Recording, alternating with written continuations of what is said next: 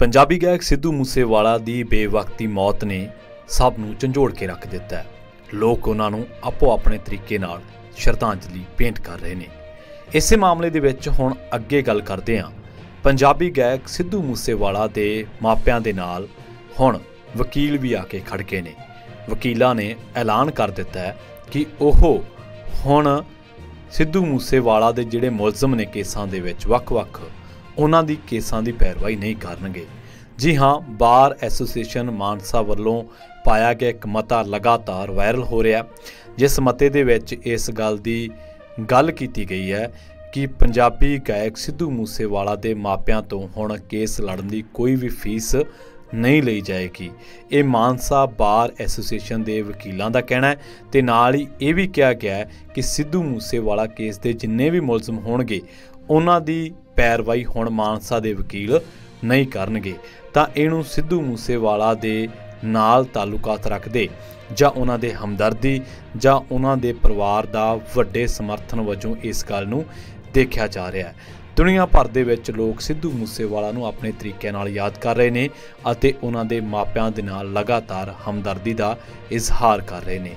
इसे मामलों के कई होर अपडेट्स भी लगातार आ रही ने, जिन्हां दे विचों कई होर चीज़ों की भी गल्लां दी भी चर्चा ये भी है कि सिद्धू मूसेवाला कतल केस दे विच पंजाब पुलिस नूं लगदा है कि गोलीबारी करन वालियां दे विचों एक दा अरुण गावली गैंग दे नाल संबंध है।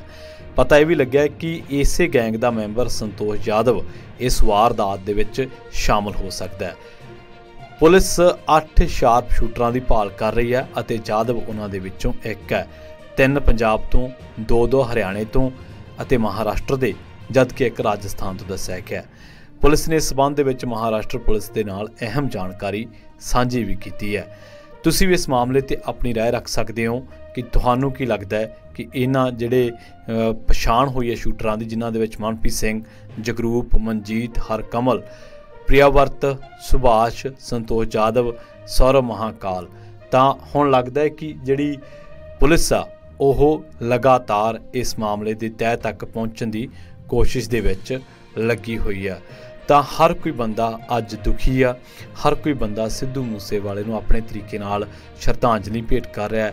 हर कोई इस गल तो दुखी है कि उसनूं किस तरीके नाल बड़ी बेरहमी दे नाल कतल किया गया अते उसकी मौत की साजिश जनवरी महीने तो ही रची जा रही सी। सिद्धू मूसेवाला नूं हुण तक 3 सालां दे विच 23 धमकियां मिलियां सन अते हुण इन्हां चीज़ां दे तार जिहड़े आ ओह बाहरले मुल्कां तक भी जुड़ते जा रहे हैं। असी लगातार तुहानू अपडेट्स दे रहे हैं। हुण इस खबर नूं सिद्धू मूसेवाला दे परिवार दे नाल, मापियां दे नाल एक वड्डी हमदर्दी वजों देखिया जा रहा है। तुसी किवें देखदे हो? अपनी राय जरूर रख सकते हो।